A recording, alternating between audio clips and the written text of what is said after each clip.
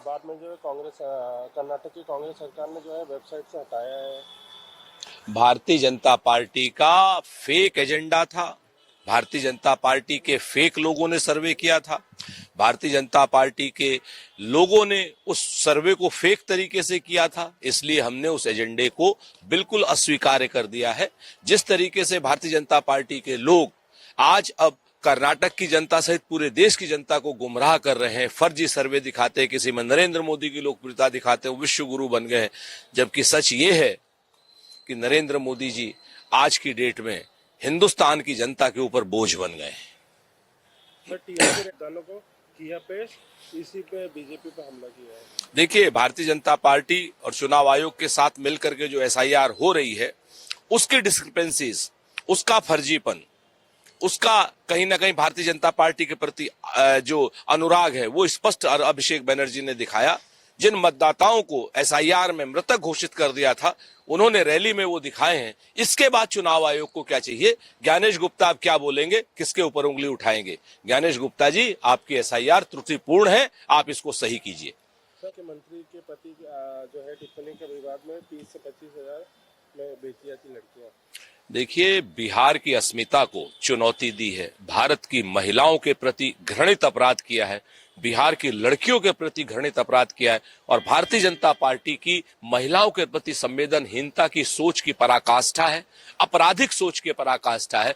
Bharatiya Janata party के लोग जिस तरीके से बिहार को, बिहार की महिलाओं को अपमानित कर रहे हैं, उससे स्पष्ट है कि न इन्हें बिहार की परवाह है, न इन्हें महिलाओं की परवाह है। ये इस तरीके के लोग हैं जो सिर्फ और सिर्फ आत्मश्लाघा में रहते हैं। ऐसे अपराधी तत्व भारतीय जनता पार्टी में ही पाए जाते हैं।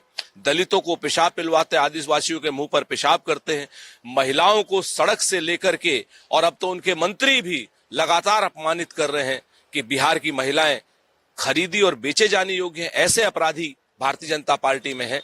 ऐसे अपराधियों को जेल में होना चाहिए, ऐसे अपराधियों की सजा जेल होनी चाहिए। बिहार इसका और बिहार के लोग इसका करारा जवाब देंगे।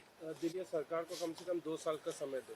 सरकार को 2 साल का समय दो। मनोज तिवारी अभी तो कह रहे थे, जब सरकार नहीं आई थी तब कह रहे थे हम 100 दिन के अंदर समस्याएं पूरी कर देंगे, ठीक कर देंगे। झूठ बोलते हुए शर्म नहीं आती? मनोज तिवारी, आपकी तो सांसदी बर्खास्त हो जानी चाहिए। जनता के प्रति उत्तरदायित्वों के निर्वहन में अगर कोई आदमी झूठा पाया जाए तो उसकी सांसदी को खत्म कर देना चाहिए। मनोज तिवारी 3 बार के दिल्ली के सांसद हैं, और उसके बाद भी अगर अब 2 साल मांग रहे हैं तो निश्चित तौर पर उन्हें या तो राजनीतिक संन्यास ले लेना चाहिए या नरेंद्र मोदी को उन्हें बर्खास्त कर देना चाहिए। तो महाराष्ट्र है कि जो है महाराष्ट्र में केवल मराठी अनिवार्य है और किसी भाषा को थोप जाने पर सवाल नहीं। अब त्रिभाषा फार्मूले पर क्या होगा? केंद्र सरकार अमित शाह को कहे, अमित शाह जी को इससे इस्तीफा मांगे देवेंद्र फडणवीस। सच बात यह है कि भारतीय जनता पार्टी कहीं हिंदू मुसलमान का विवाद, कहीं मंदिर मस्जिद का विवाद, कहीं मंदिर गिरजे का विवाद, कहीं भाषा का विवाद, कहीं क्षेत्र का विवाद, ये सारे विवादों को उठा करके ही जहर की फसल बोती है और वोटों की रोटी जो है वो लेती है। ऐसी भारतीय जनता पार्टी को अब सत्ता में रहने का कोई हक नहीं है। देवेंद्र फडणवीस को चाहिए कि अमित शाह जी से इस्तीफा मांगे। इंदौर थाने हाईकोर्ट में सौंपी रिपोर्ट। देखिए, इंदौर का प्रकरण अपने आप में एक ऐसा प्रकरण है जिसमें अपराध की पराकाष्ठा भारतीय जनता पार्टी ने कर रखी है। नगर निगम भारतीय जनता पार्टी के पास है, 9 के 9 विधायक भारतीय जनता पार्टी के हैं, सांसद भारतीय जनता पार्टी का, प्रदेश की सरकार भारतीय जनता पार्टी की और देश की सरकार भारतीय जनता पार्टी की है। और जिन इंदौर वासियों ने 9 के 9 विधायक, सरकार और नगर निगम भारतीय जनता पार्टी को सौंपा, भारतीय जनता पार्टी उन्हें जहरीला पानी पिला रही है, अपराध कर रही है।